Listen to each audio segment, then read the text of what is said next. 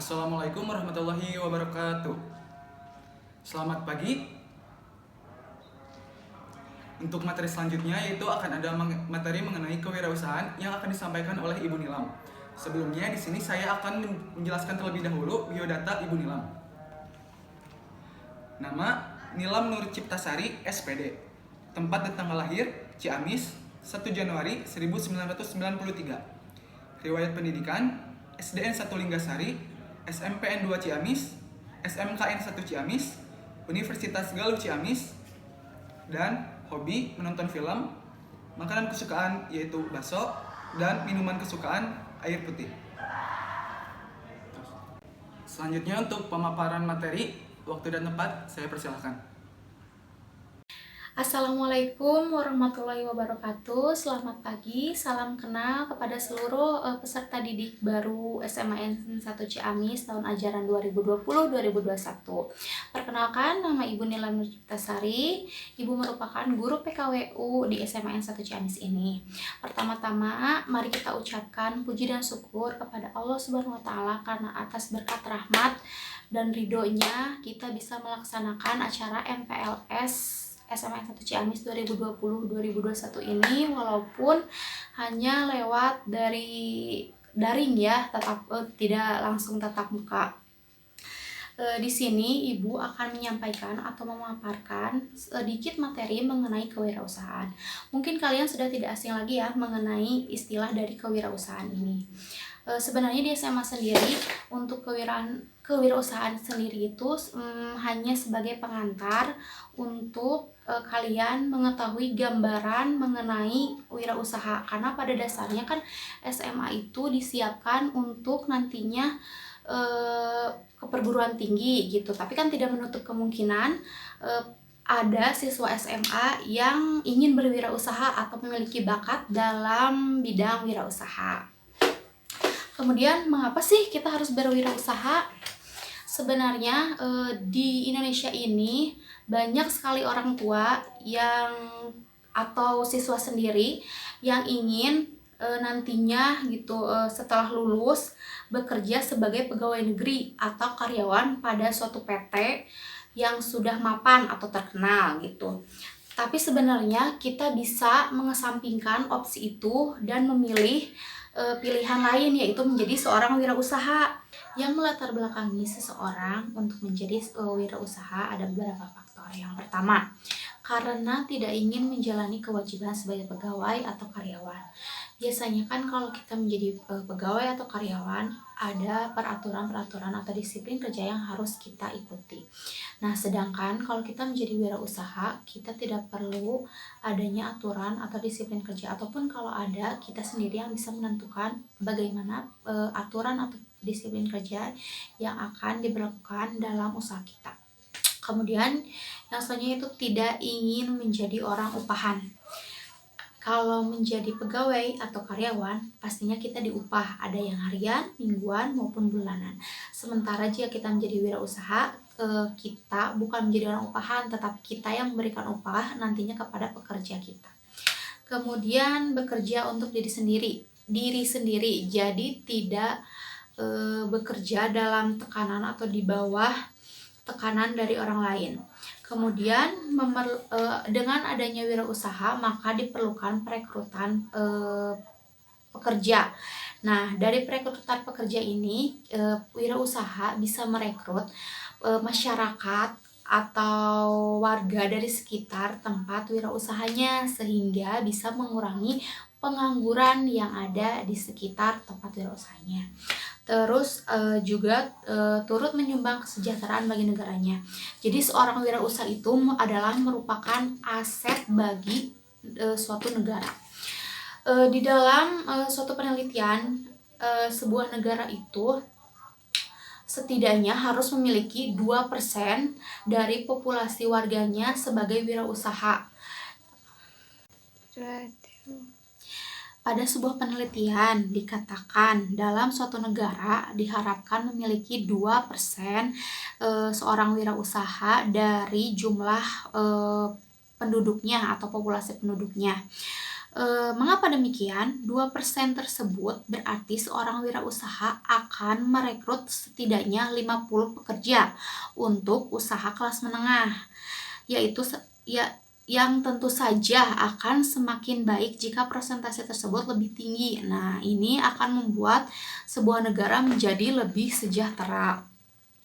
Bagaimana dengan Indonesia? Di Indonesia sendiri wirausahanya itu ada 3,1%. Rasionya sudah melebihi rasio wirausaha standar internasional yang 2%. Akan tetapi di Indonesia sendiri masih butuh setidaknya 4 juta wirausaha untuk turut mendorong penguatan struktur ekonomi dan untuk mengejar capaian negara tetangga. Jadi apa sih definisi dari wirausahawan tersebut? Untuk mengetahui lebih lanjut, lihat dulu video berikut ini.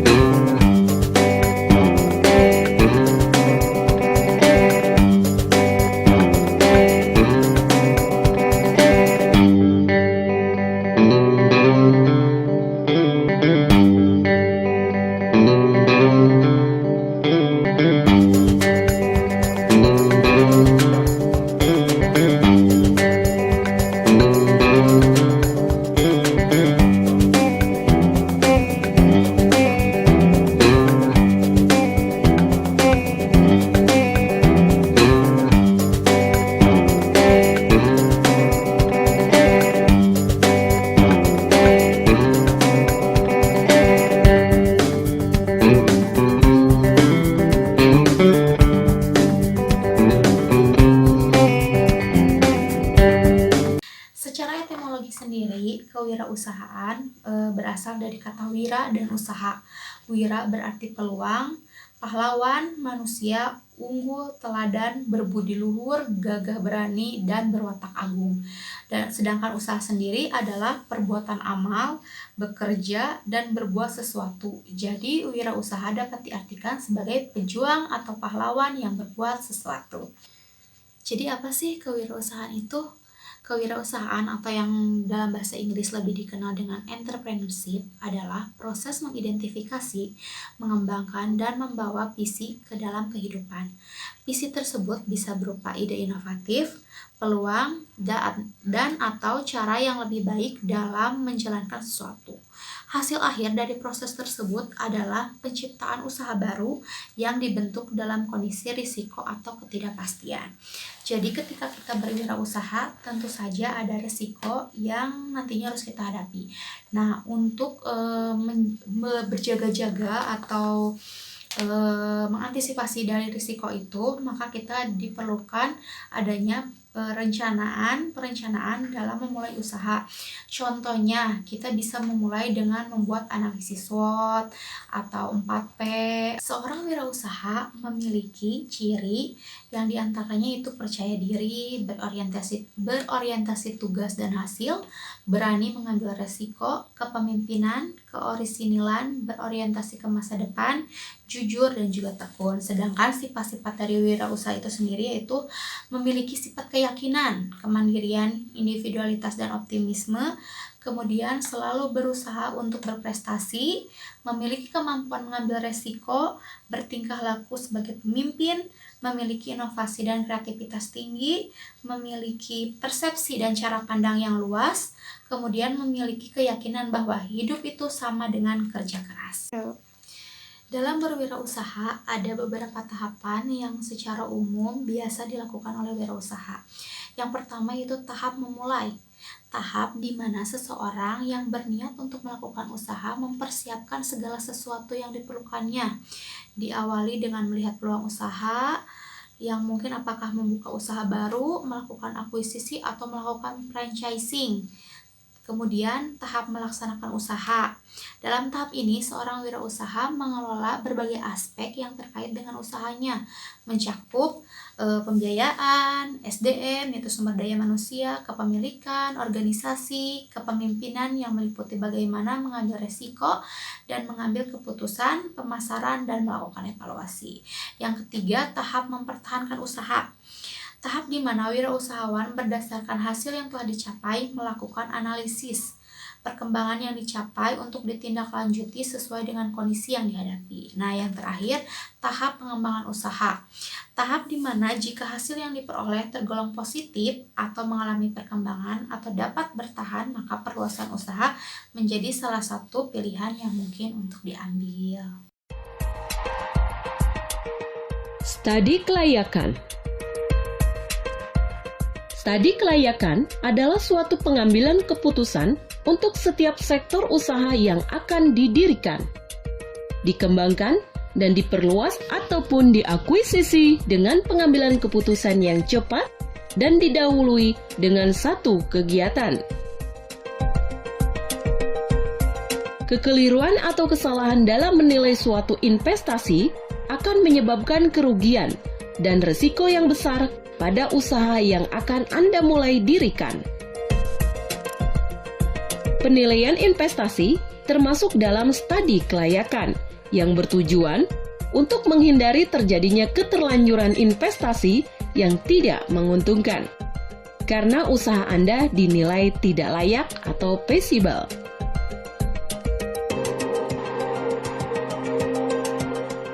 Apa tujuan dibuat studi kelayakan?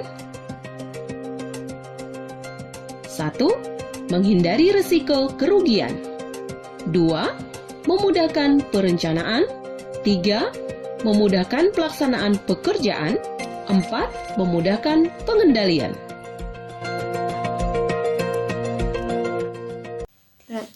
Dalam sebuah wirausaha, tentu saja adanya faktor kegagalan yang dapat terjadi. Nah, dari kegagalan-kegagalan itu yang biasanya menyebabkan kegagalan diantaranya itu tidak kompeten dalam manajerial. Jadi, si wirausahawan ini tidak memiliki kemampuan atau pengetahuan mengelola usaha.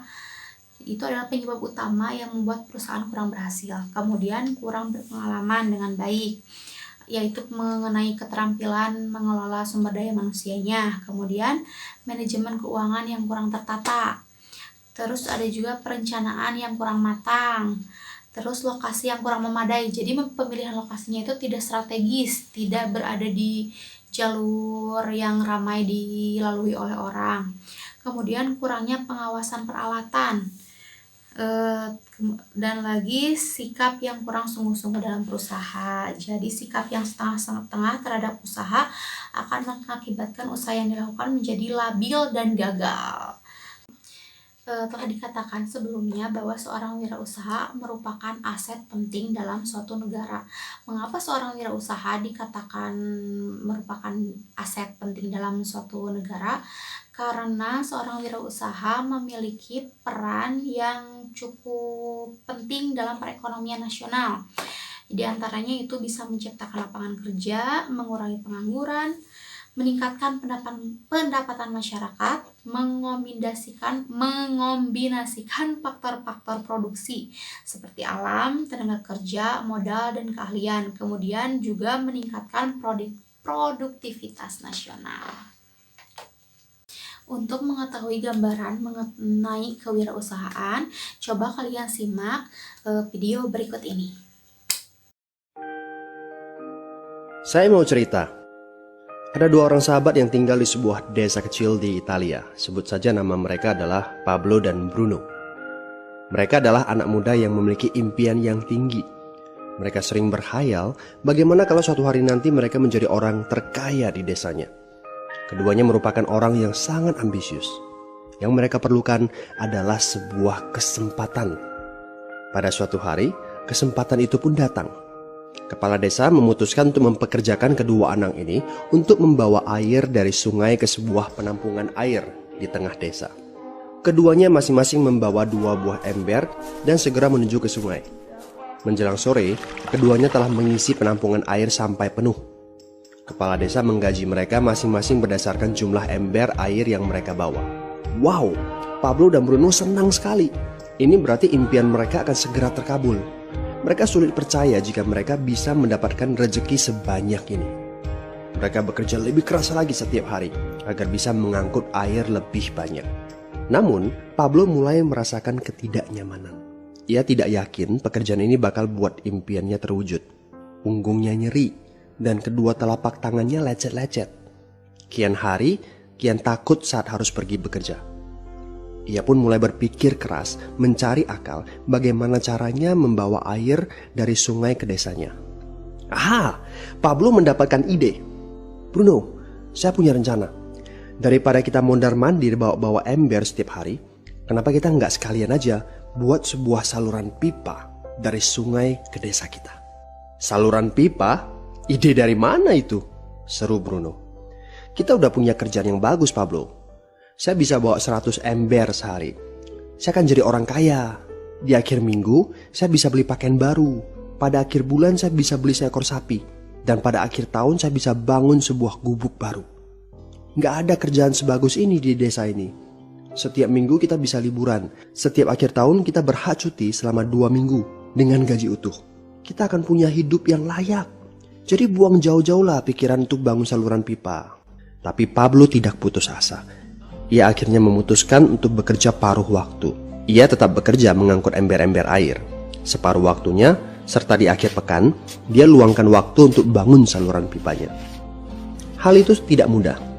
Penghasilannya otomatis menurun dan dibutuhkan waktu 1 hingga 2 tahun sebelum saluran pipanya bisa menghasilkan sesuatu yang berarti. Bruno dan orang-orang desa mulai mengejek Pablo. Dia menyebutnya Pablo si manusia saluran pipa. Bruno yang berpenghasilan hampir 2 kali lipat dari Pablo terus memamerkan barang-barang baru yang berhasil ia beli. Sapi, keledai, pakaian, sepatu baru, gubuk bertingkat 2. Bruno bisa makan mewah di kedai. Orang-orang di desa menyebutnya Tuan Bruno. Sementara Bruno berbaring santai di sore hari pada akhir pekan, Pablo terus saja menggali saluran pipanya. Pada bulan-bulan pertama, Pablo memang tidak bisa menunjukkan hasil dari usahanya. Pekerjaannya memang sangat berat, bahkan lebih berat daripada kerjaan Bruno. Karena Pablo juga harus bekerja pada malam hari. Demikian pula di akhir minggu. Tapi Pablo selalu mengingatkan pada diri sendiri bahwa impiannya dibangun berdasarkan pada perjuangan yang dilakukan hari ini. Dari hari ke hari, dia terus menggali, inci demi inci. Sedikit demi sedikit, lama-lama jadi bukit. Dari 1 inci kemudian menjadi 1 kaki. Kemudian jadi 10 kaki. Kemudian 20 kaki, 100 kaki, dan seterusnya. bersakit-sakit dahulu, senang-senangnya kemudian. Demikian dia terus menyemangati dirinya sendiri. Sepulang kerja, tubuhnya lelah sekali. Fokus pada hasilnya. Kata-kata itu terus ia ulangi dalam hati setiap hari saat dia pergi tidur. Sementara dari bar di desa itu terdengar gelak tawa mengiringinya ke alam mimpi. Ayo, fokus pada hasil akhir. Hari berganti bulan, saluran pipanya sudah setengah jadi. Saat beristirahat, Pablo melihat dari jauh sahabatnya Bruno yang terus saja mengangkut ember-ember. Bahu Bruno tampak semakin lama semakin membungkuk. Dia menyeringai kesakitan. Langkahnya semakin lamban akibat kerja keras setiap hari. Dia semakin jarang bersantai-santai di tempat tidur gantungnya. Dia lebih sering terlihat di bar, duduk dengan wajah letih dan murung. Saat pengunjung bar melihat Bruno, mereka saling berbisik. Hei, ini dia Bruno si manusia ember. Dia lebih suka duduk sendiri di sudut yang gelap ditemani botol-botol kosong di sekelilingnya. Akhirnya, saat bahagia Pablo pun tiba. Saluran pipanya sudah rampung. Orang-orang desa berkumpul saat air mulai mengalir dari saluran pipanya menuju ke penampungan air di desa. Sekarang, desa ini sudah bisa mendapatkan pasokan air bersih secara tetap. Pablo tidak perlu lagi membawa-bawa ember. Artinya, airnya akan terus mengalir, baik dia sedang bekerja maupun tidak. Air itu mengalir saat dia makan, saat dia tidur. Air itu mengalir di akhir minggu ketika dia asyik bermain. Semakin banyak air yang mengalir ke desa itu, semakin banyak pula uang yang mengalir ke kantong Pablo. Apa moral dari cerita ini? Pertanyaan yang paling penting untuk kita renungkan adalah, siapakah Anda? Seorang pembawa ember atau seorang pembuat saluran pipa? Apakah Anda hanya mendapatkan penghasilan jika Anda datang ke tempat kerjaan, seperti Bruno pengangkut ember?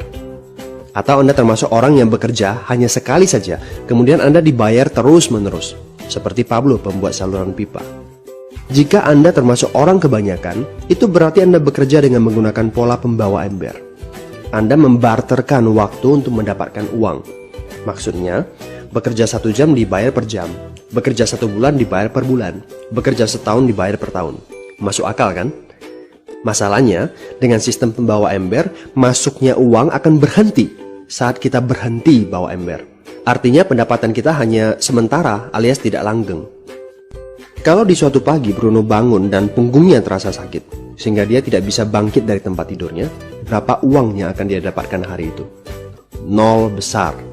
Fakta yang harus kita sadari adalah kita tidak bisa bekerja selamanya karena faktor usia dan kesehatan. Jika kita tidak sanggup membarterkan waktu kita, maka kita tidak akan mendapatkan uang.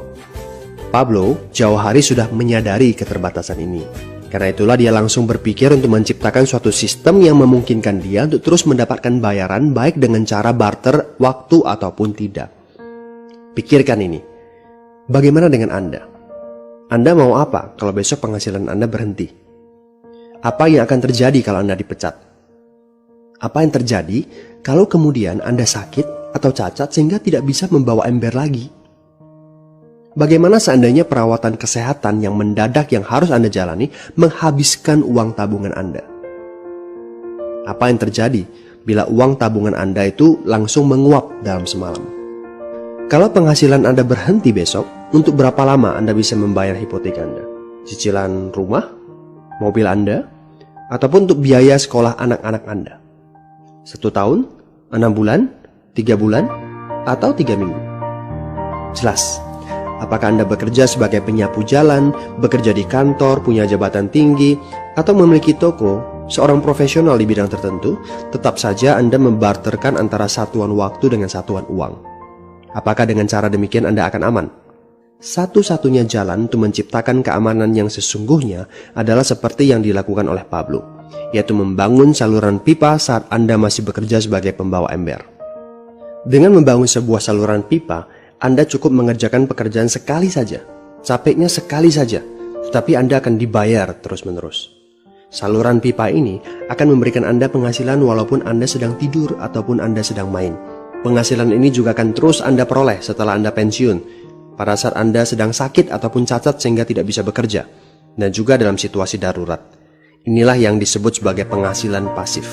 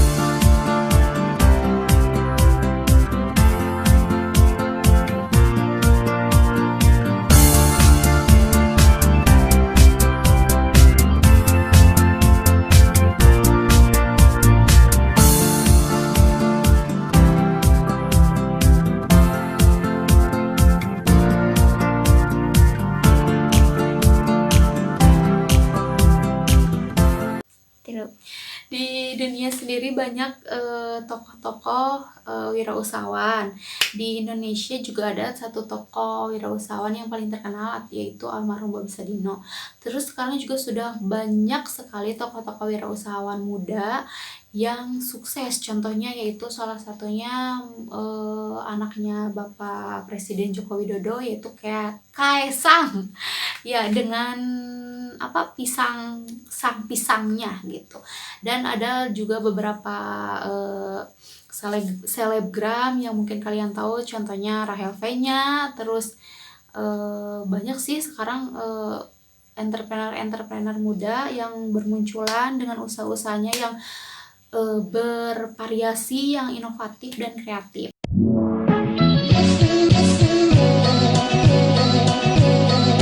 Kini usia sepertinya bukan lagi menjadi salah satu alat ukur kesuksesan seseorang. Karena pada kenyataannya di zaman ini banyak pengusaha muda yang jeli menangkap peluang bisnis. Sehingga pada umur 20 tahunan sudah bisa meraih kesuksesan yang luar biasa. Hal ini dibuktikan dengan banyaknya omset usaha yang mencapai ratusan juta hingga miliaran rupiah. Banyaknya pengusaha muda yang sukses dengan bisnis mereka ini. Tentunya bisa menjadi inspirasi kisah sukses untuk Anda yang ingin memulai usaha. Lalu siapa sajakah mereka ini? Berikut 8 pengusaha muda Indonesia yang sukses di usia 20 tahunan.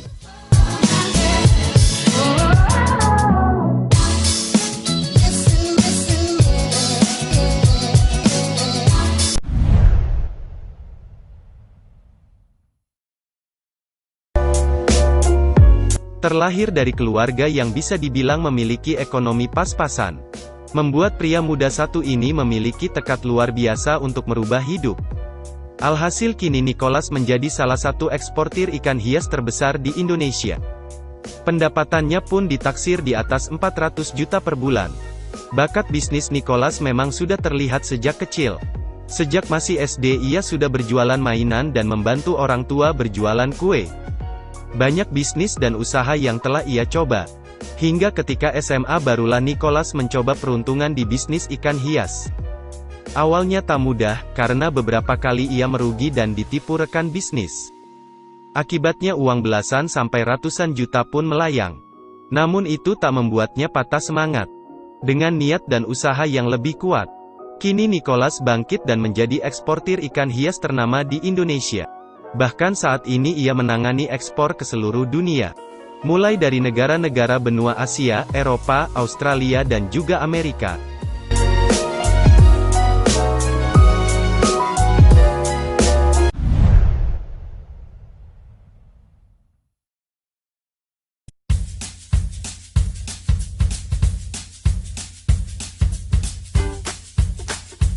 Bagi kamu kaum hawa yang mengenakan hijab, pastinya tidak asing dengan salah satu brand hijab Vanilla Hijab.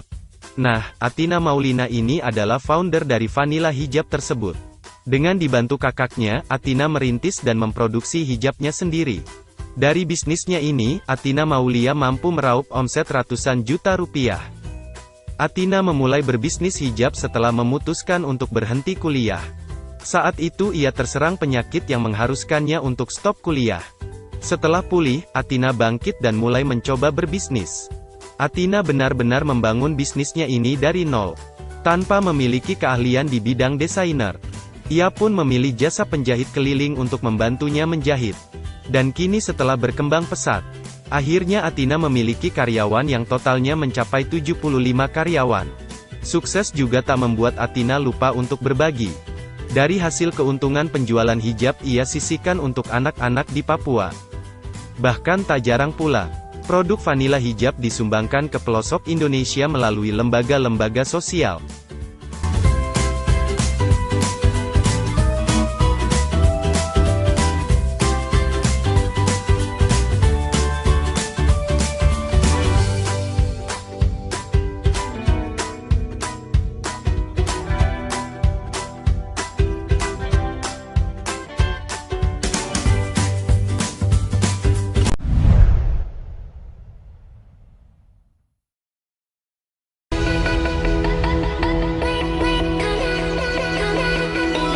Nadia Ursula dikenal sebagai pelopor berdirinya KS Group.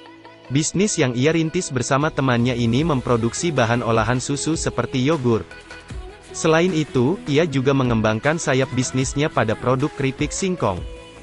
Awalnya ia menawarkan produk ini dari rumah ke rumah. Namun kini produk yang ia buat memiliki pangsa pasar yang lebih luas. Tidak hanya dalam negeri akan tetapi juga merambah pasar internasional. Berlatar belakang kondisi ekonomi keluarga yang kurang beruntung, membuat Nadia Ursula bertekad keras untuk merubah nasib. Meskipun saat memulai bisnis ini banyak rintangan menghalanginya, seperti pendapatan yang sangat minim dan juga tidak adanya restu orang tua. Namun seiring berjalannya waktu akhirnya bisnis yang ia rintis pun berkembang pesat. Kini omset yang ia dapat dari bisnis ini bisa menyentuh angka 1 miliar per bulan.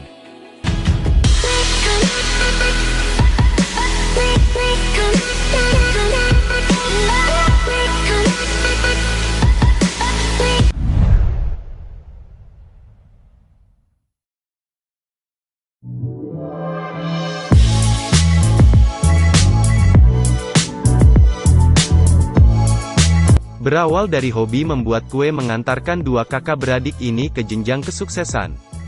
Mereka berhasil membangun bisnis kuliner dengan omset ratusan juta. Bisnis ini berawal dari hobi Keisa mengolah dan memodifikasi resep-resep kue, dan membuatkan kue untuk acara keluarga. Hingga akhirnya terbesit di pikiran Keisa untuk menawarkan kue tersebut kepada teman, dan juga kerabat dekat, namun siapa sangka ternyata hasil dan respon terhadap kuenya sangat bagus. Hingga pada tahun 2011, kakak beradik ini mulai menekuni bisnis kue secara serius. Alhasil kini bisnis mereka berkembang pesat dengan pendapatan ratusan juta per bulan.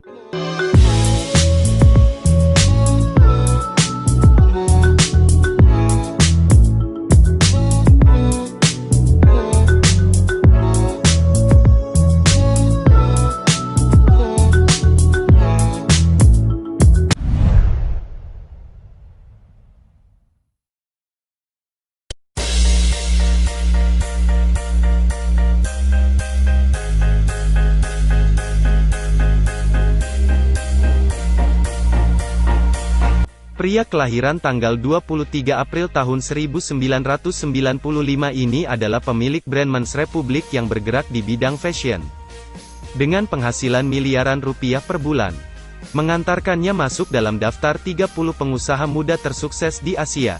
Yasa sebetulnya terlahir dari keluarga yang sederhana. Ia mulai terjun ke dunia bisnis sejak masih kelas 3 SMP. Dalam perjalanan bisnisnya, Yasa tak langsung mencapai kesuksesan seperti saat ini. Beberapa kali ia mengalami jatuh bangun di bisnis lain. Hingga akhirnya ia bangkit dan sukses dengan bisnis sepatu yang diberi merek Men's Republic. Tak puas dengan produk sepatu, Yasa pun mengembangkan bisnis dengan memproduksi jaket, sandal dan juga celana dalam pria. Kini produk Men's Republic tak hanya dipasarkan ke seluruh Indonesia, namun juga diekspor ke beberapa negara di Asia.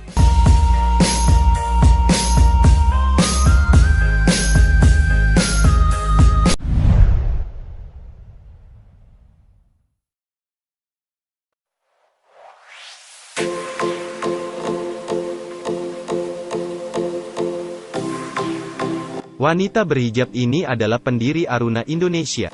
Mendirikan Aruna bersama dua orang temannya beberapa tahun lalu. Kini Aruna Indonesia pun telah berkembang pesat. Omsetnya pun tidak main-main, mampu menyentuh angka miliaran rupiah. Lalu apa sih sebetulnya Aruna itu? Aruna merupakan platform perikanan. Platform ini melayani pemesanan dan pembelian ikan, lobster dan kepiting dalam jumlah besar. Biasanya untuk tujuan ekspor ke beberapa negara seperti Malaysia, China, Vietnam, Jepang dan juga Amerika.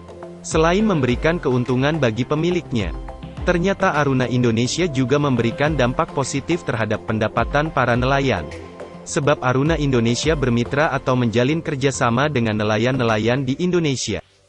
Nah, dengan Aruna Indonesia ini, para nelayan pun menjadi lebih mudah dalam memasarkan hasil tangkapan. Bahkan, satu komunitas nelayan yang terdiri dari 20 nelayan bisa memperoleh pendapatan 600 juta per bulan.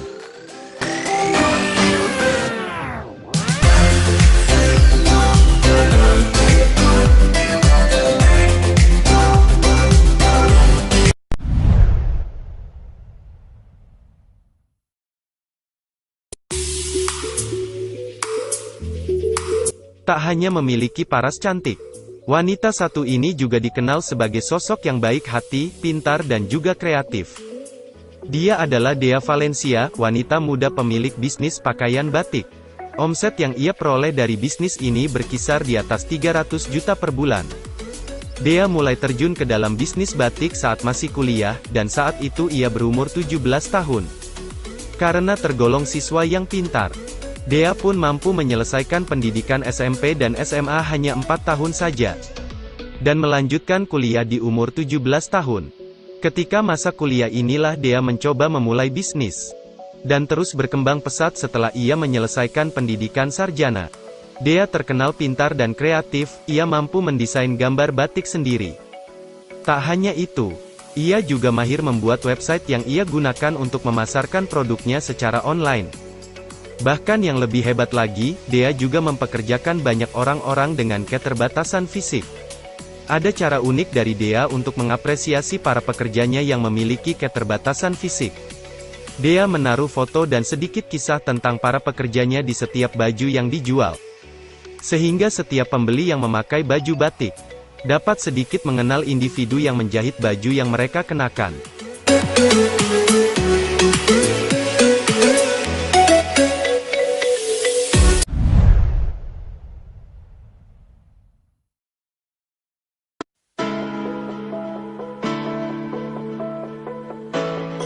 Christian Dicky merupakan mantan atlet sepatu roda yang banting setir ke dunia bisnis.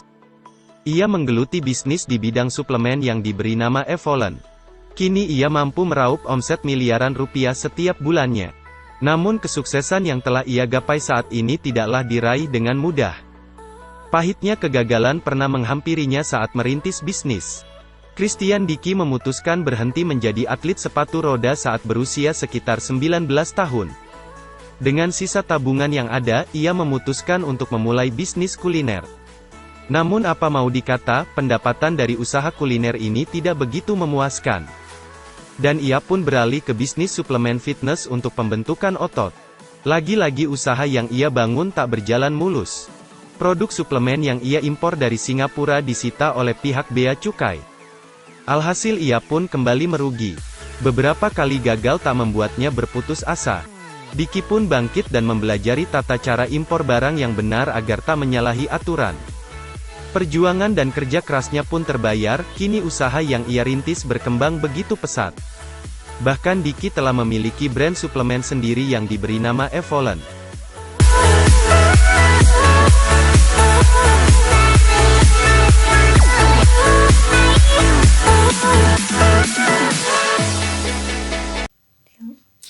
Dan berikut ini merupakan video-video usaha atau inovasi-inovasi yang sedang digandrungi di Indonesia. Silakan. Bisnis kosmetik.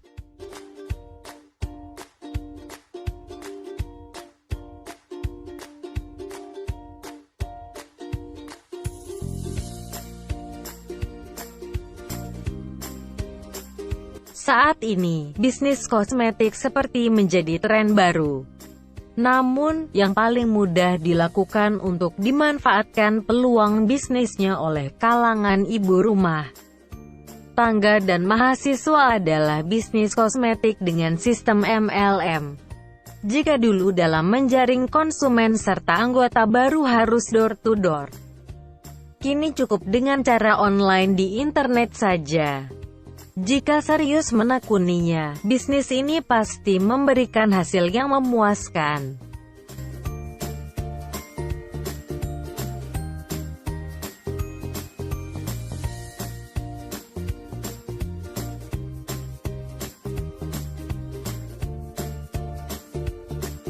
Bisnis kuliner.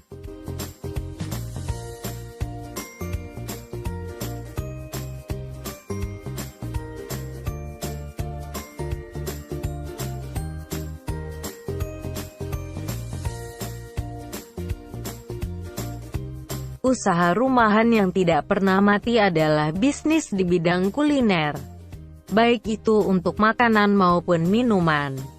Manfaatkan keterampilan memasak yang dimiliki dan lakukan strategi pemasaran dari yang paling mudah dan terpercaya dulu, yaitu dari mulut ke mulut. Misalnya, coba bawa kue hasil buatan kita pada acara keluarga, arisan bersama teman, pengajian ibu-ibu sekomplek, atau saat mengantar anak ke sekolah. Awalnya, kita menawarkan secara gratis dulu untuk mencicipi. Namun kita selipkan kata-kata promosi seperti, jika ada yang berminat dengan kue ini bisa menghubungi saya menerima pesanan.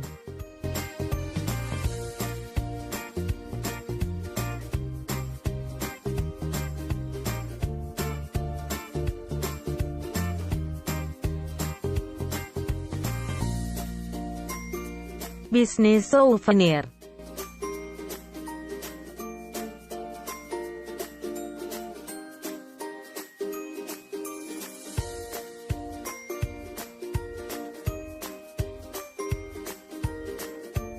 Souvenir usaha rumahan adalah bisnis yang menjanjikan untuk Anda yang punya waktu luang banyak.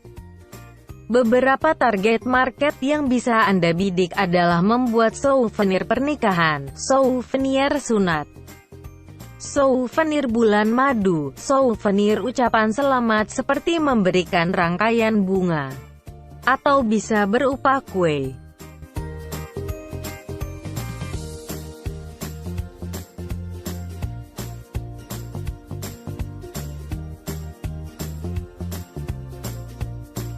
Bisnis kerajinan tangan.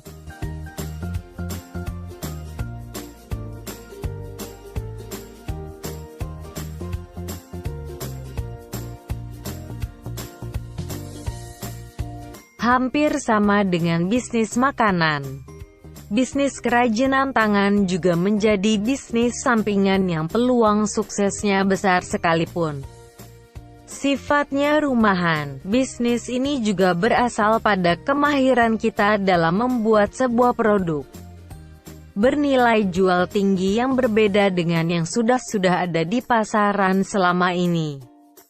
Namun, dalam pembuatannya, bagi yang kurang mahir pun sebetulnya bisa menggunakan jasa atau tenaga orang lain, tapi tentu butuh modal untuk biaya pembuatannya tersebut.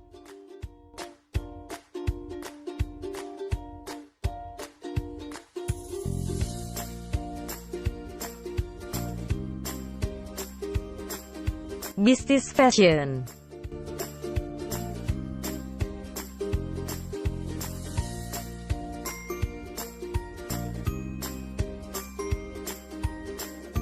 Berbicara soal pakaian, bagi yang memiliki kemampuan merancang atau menjahit, bisnis di bidang fashion ini bisa menjadi bisnis menjanjikan. Selain menjual jasa pada orang sekitar, jasa ini bisa dipromosikan lebih luas secara online. Bisnis fashion merupakan usaha yang lagi dan paling ngetren di luar negeri seperti Eropa.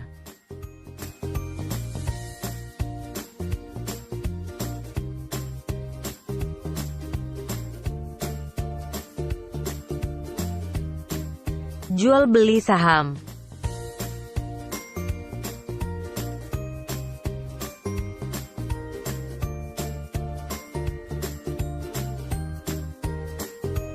Bagi yang mengerti soal saham, menggeluti bisnis jual beli saham juga bisa menjadi salah satu pengisi kegiatan di rumah yang menghasilkan banyak uang, tanpa harus pergi ke kantor manapun.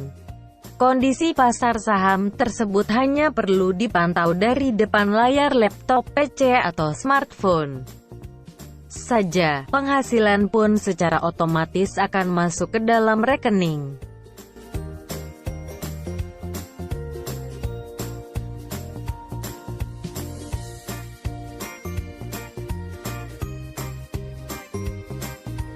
Usaha di bidang jasa.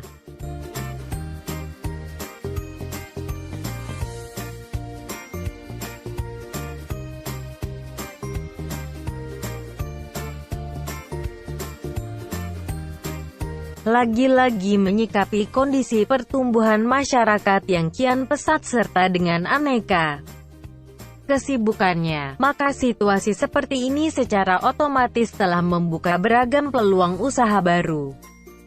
Di antaranya adalah di bidang jasa. Bisnis jasa cenderung akan semakin banyak diminati oleh para pelaku usaha karena sudah sangat dibutuhkan oleh masyarakat untuk membantu memudahkan berbagai aktivitasnya.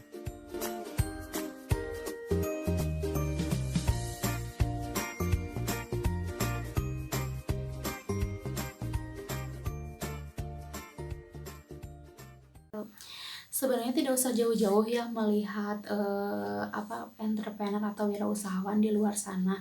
Di SMA N1 Ciamis ini juga akhir-akhir ini gitu saya melihat anak-anak mulai ada yang berwirausaha. Contohnya dari kelas yang saya kemarin wali kelaskan itu ada yang mulai mencoba berjualan rice ball. Jadi selama pandemi COVID ini dia memanfaatkan waktu berada di rumah gitu untuk membuat olahan rice ball yang saya lihat sampai sekarang perkembangannya cukup bagus gitu. Terus ada juga anak-anak yang lain yang bikin olahan-olahan lain yang kemudian di-share di WhatsApp. Saya lihat banyak yang seperti itu.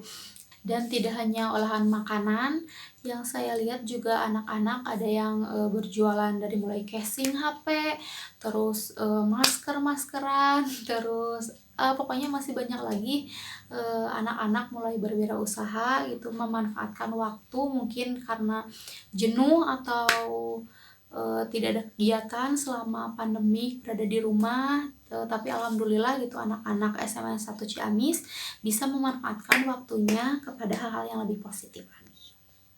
Orang sukses itu ada ciri-cirinya, termasuk juga pengusaha sukses.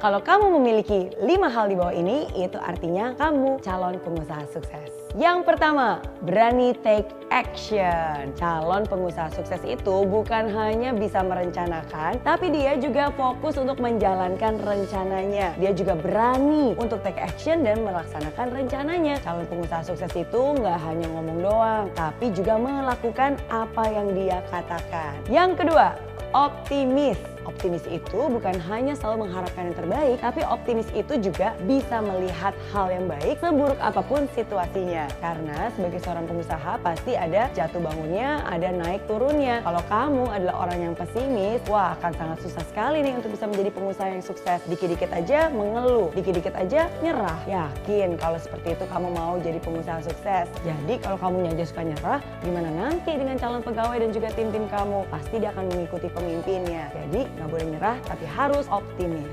Ciri yang ketiga, fokus. Pernah nggak sih ngeliat pengusaha musiman? Ingat nggak pas lagi viral es kepal Milo, tiba-tiba banyak tuh pengusaha yang dadakan jual es sepanjang jalan. Sebenarnya nggak ada salahnya sih mengikuti tren, karena tren itu kan berarti ada pasarnya ya, dan kita mengikuti pasar maunya seperti apa. Tapi jangan juga jadi orang yang berpindah sana berpindah sini, nggak fokus ya. Giliran ini baru mau dikembangkan, terus tiba-tiba ada sesuatu yang baru, pindah. Giliran ada sesuatu yang baru, ada sesuatu yang lebih baru lagi, pindah. Karena saya percaya sinar matahari selalu ada, tapi hanya sinar matahari yang terfokuskan ke satu titik dengan kaca pembesar, itulah yang mampu membakar sebuah kertas. Nah begitu juga dengan semangat kamu. Ide pasti banyak, tapi kalau kamu memfokuskan ke satu hal dan kamu benar-benar sepenuh hati melaksanakan dan melakukan dan benar-benar fokus hati, pikiran, perasaan terhadap satu hal itu, pasti satu hal itu akan membesar dan akan menghasilkan sesuatu yang jauh lebih baik. Ciri yang keempat, mau belajar. Pengusaha sukses itu bukan hanya gagal bangkit lagi, gagal bangkit lagi. Bukan cuma itu doang, tapi pengusaha sukses itu gagal, bangkit lagi, belajar lagi, cari strategi lain, baru dicoba. Kalau gagal lagi, ya bangkit lagi, ya belajar lagi, sampai semua itu berhasil didapatkan. Karena bagi mereka, pembelajaran itu adalah makanan sehari-hari. Pengusaha sukses itu punya pemikiran yang terbuka. Mereka terus belajar, terus mengupgrade dirinya mereka, terus mengubah strateginya, sampai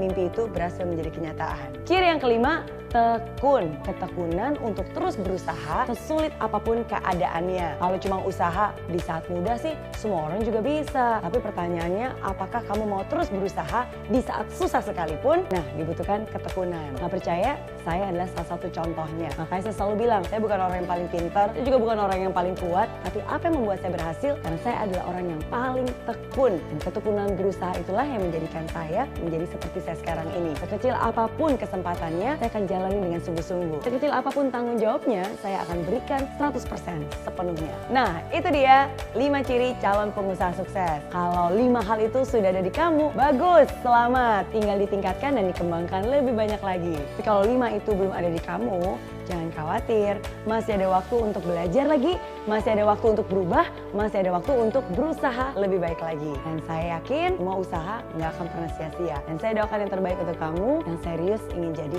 pengusaha sukses. Oke?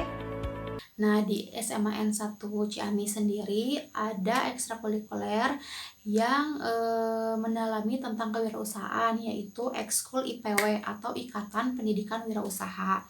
Nah, IPW sendiri itu biasanya dalam setiap event besar di Semansa ini, misalkan HRCD atau misalkan dalam Hari Guru, selalu mengikuti stand. Nanti di sana IPW berjualan atau menjual produk-produknya.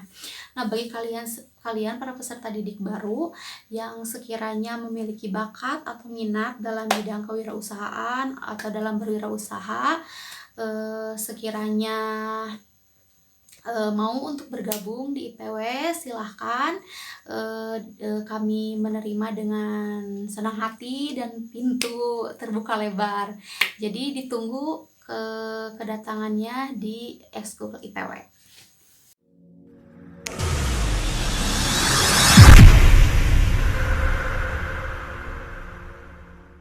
Hai semuanya, kenapa sih Anda harus kerja keras? Kenapa sih Anda harus kerja luar biasa?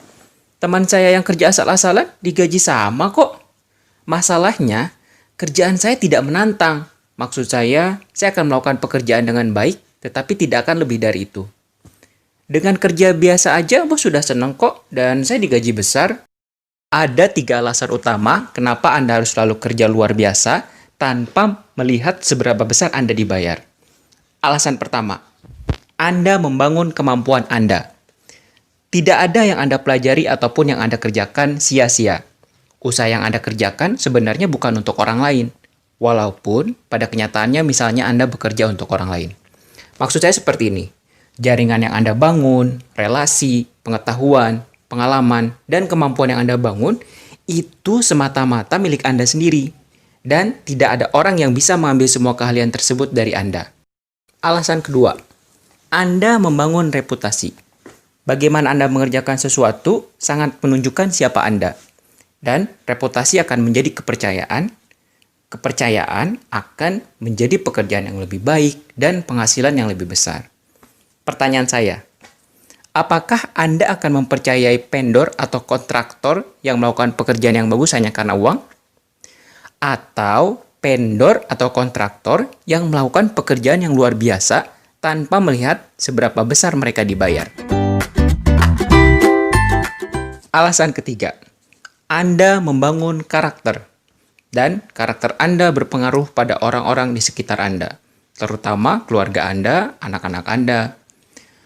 Orang dipekerjakan karena sikap sama pentingnya dengan orang dipekerjakan karena kemampuan.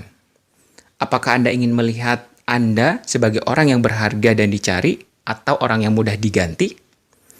Apakah Anda ingin melihat Anda menjadi jenis orang yang menyempurnakan atau menjadi orang yang dikeluhkan orang lain? Gaji sudah seharusnya menjadi pertimbangan saat Anda mengambil pekerjaan. Tetapi jangan menjadi dasar dalam melakukan seberapa baik pekerjaan itu. Artinya, gaji yang kecil bukan menjadi alasan Anda untuk bisa bekerja asal-asalan. Albert Einstein pernah berkata, berusaha bukan untuk menjadi sukses, namun menjadi berharga. Dan tentu saja, yang paling penting, ingatlah, apapun yang Anda kerjakan selalu bahagia. Jangan biarkan mimpi Anda terkoyak hanya karena orang-orang menganggap itu tidak masuk akal. Soekarno mengatakan, gantungkanlah cita-citamu setinggi langit, Jika Anda mempunyai kemauan yang kuat, suatu saat Anda akan mendapati diri Anda beda daripada orang kebanyakan yang cuma bersandar kepada logika semata. Tidak ada segala hal di dunia ini terjadi secara instan. Yang Anda lihat sekarang adalah mimpi-mimpi orang-orang terdahulu. Semua berproses dan akhirnya jadi nyata. Bukan masalah tidak ada dukungan, kurangnya fasilitas, atau persaingan yang banyak. Semua terpulang dari pola pikir kita, yaitu percaya atau tidak kita akan sukses. Ketika mindset ini kita percayai, maka itulah yang akan menjadi nyata. Kita bilang kita tidak bisa, itu yang kita dapati. Kita bilang, cuma teori, itu pula yang akan kita dapati, termasuk segala pikiran negatif yang setiap hari mengusik kita. Dia datang karena kita mengundangnya dan mempercayainya. Jika dari kecil hingga sekarang Anda percaya lewat di suatu tempat Anda akan melihat hantu, maka Anda seharusnya lebih percaya pada setiap orang yang bertahun-tahun melintasi tempat itu tanpa melihat apapun. Percaya atau iman yang ada di zona aman adalah kekuatan yang luar biasa yang akan mengubah diri Anda. Jika Anda percaya kepada Allah, maka Anda harus percaya firman-Nya. Allah tidak akan mengubah nasib suatu kaum hingga kaum itu merubah nasibnya sendiri. Anda harus percaya sesudah kesulitan akan ada kemudahan. Jika Anda tidak ingin rugi, maka berusahalah berpikiran positif. Sandaran kesuksesan pada surat Al-Asr menyuruh kita berbuat baik setelah menempatkan kepercayaan kita kepada Sang Pencipta. Berbuat baik terhadap diri sendiri itu diawali dengan sangkaan kepada Allah. Aku bagaimana sangkaan hambaku kepadaku saja. Baik itu yang didapat dan buruk itu pula yang didapat. Jika Allah menciptakan kita sebagai sebaik-baik makhluk, maka kita harus percaya ada hal yang bisa kita rubah dari sekedar mengatakan, saya terima saja nasib, memang sudah dari sananya, mau diapakan lagi? Sudah banyak pesaing, nggak bisa bisnis. Saya nggak punya pendidikan tinggi, mana bisa sukses? Rubah cara pikir Anda sebelum terlambat karena hidup cuma sekali. Contoh apa yang dilakukan orang-orang sukses, mereka memvisualisasi mental dan mimpi sukses mereka, bahkan sebelum sukses datang, bekerja keras untuk menggapai mimpinya dan mendapatkannya. Saya melakukannya juga, dan saya tidak perlu menyesali nasib karena tidak pernah kuliah. Mungkin itu saja yang dapat Ibu sampaikan untuk saat ini dengan materi atau pembahasan yang terbatas. Mudah-mudahan ada manfaatnya untuk kedepannya atau untuk sebagai gambaran-gambaran tentang kewirausahaan. Semoga kedepannya kita bisa segera bertemu tatap muka dalam pembelajaran prakarya. Pokoknya Ibu ucapkan selamat datang dan selamat bergabung di SMAN 1 Ciamis. Terima kasih. Wassalamualaikum warahmatullahi wabarakatuh.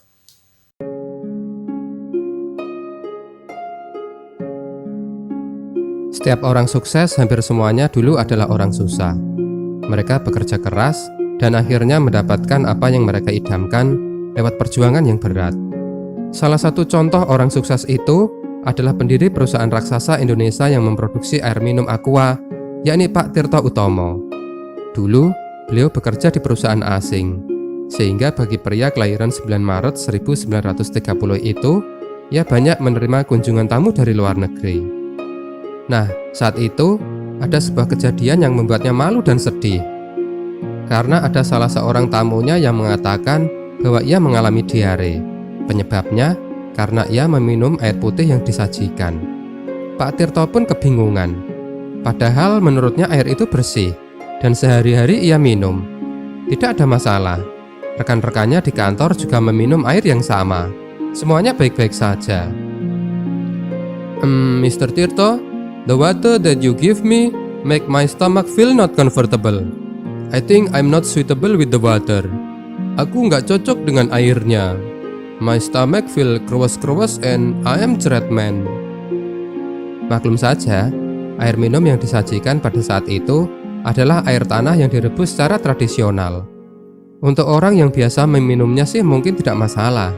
Tapi bagi para tamu asing yang selalu minum air yang higienis, itu adalah sebuah bencana. Dari sanalah Pak Tirto kemudian memiliki ide untuk menjual air minum dalam kemasan yang higienis dan sehat, bisa diminum oleh siapa saja. Karena pada saat itu di Indonesia belum ada yang memproduksi.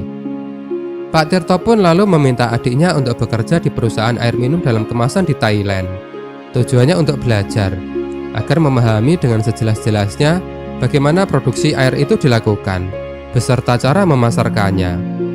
Setelah Pak Tirto mengetahui cara membuat air minum dalam kemasan, ia lantas mengundurkan diri dari perusahaan asing tempatnya bekerja dan mulai mendirikan perusahaan air minum kemasan di Bekasi pada tahun 1973. Perusahaan itu yang namakan PT Golden Mississippi. Produksi dimulai pada Agustus 1974 dengan produk pertamanya menggunakan wadah botol kaca berukuran 950 ml. Nama Aqua awalnya adalah Puritas, namun kemudian diganti dengan nama Aqua dengan alasan mudah diucapkan dan merepresentasikan air secara langsung. Apakah penjualan Aqua langsung bagus pada saat itu? Apakah Aqua langsung disukai oleh konsumen? Oh tidak, malah sangat buruk sekali. Pada saat itu, di Indonesia belum ada yang menjual air minum dalam kemasan, sehingga kehadiran Aqua tentu saja dianggap aneh oleh orang-orang. Kenapa kami harus membeli sesuatu yang bisa kami buat dengan mudah di rumah sendiri? Tanya orang-orang saat ditawari produk Aqua. Ini adalah produk yang konyol. Masa orang disuruh membeli air putih? Di rumah kan banyak. Kata orang yang lainnya lagi, coba deh Aqua itu dibuat ada rasanya, kayak jeruk, mangga atau semangka. Pasti Aqua bakalan laris. Semua orang pada waktu itu tidak ada yang mau membeli Aqua. Semua strategi pemasaran yang dirancang oleh tim dari Aqua gagal total. Pasar Indonesia rupanya masih belum bisa menerima air minum dalam kemasan. Tahun berganti tapi nasib Aqua tidak juga berubah. Hingga 3 tahun lamanya, penjualan Aqua selalu memprihatinkan. Pak Tirto yang sudah giat bekerja siang dan malam, akhirnya menyerah. Ia sudah tidak kuat lagi, karena ia terus merugi. Uang yang ia keluarkan sudah banyak. Tapi Aqua sepertinya tidak menunjukkan gejala akan diterima pasar. Malah sering ditolak, dicibir, direndahkan, ditertawakan, dihina-hina. Banyak yang menyayangkan Pak Tirto yang keluar dari pekerjaannya hanya untuk berjualan air putih saja. Masa jualan kok air putih? Harapan Pak Tirto rupanya tidak seindah dengan kenyataan. Lalu sebuah ide gila pun dilakukan. Aqua akan dinaikkan harganya sampai 3 kali lipat dari harganya pada saat itu. Lah, masa dinaikkan? Dengan harga saat itu saja tidak laku, kok malah akan dinaikkan? Tapi ya udahlah, toh perusahaan juga akan ditutup kan? Nggak laku pun juga nggak apa-apa. Dan strategi lainnya, Aqua mengganti target pasarnya. Dari yang semula mengincar masyarakat biasa, beralih ke perusahaan asing. Memang sih segmen pasarnya sangat kecil sekali, tapi tetap layaklah untuk dicoba. Karena waktu itu perusahaan asing juga cukup banyak kan di Jakarta, seperti perusahaan Korea yang waktu itu sedang menangani proyek tol Jagorawi. Tidak disangka-sangka, penjualan Aqua malah naik pesat. Produknya diterima. Para karyawan perusahaan asing itu merasa lebih segar saat meminum air Aqua, bila dibanding dengan meminum air rebusan seperti yang sudah-sudah.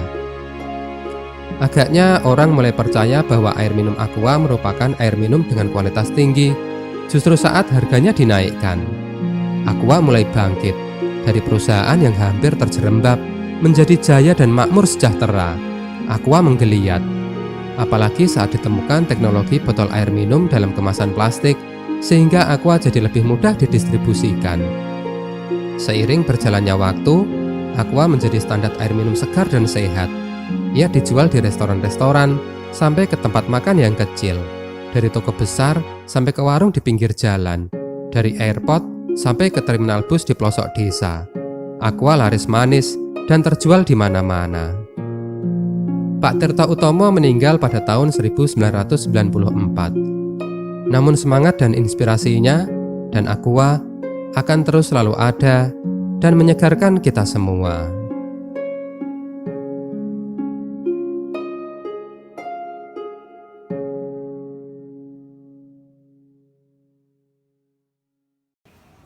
Sekian pemaparan materi mengenai kewirausahaan. Terima kasih kepada pemateri yaitu Ibu Nilam yang telah menyampaikan materinya. Sekian, wassalamualaikum warahmatullahi wabarakatuh.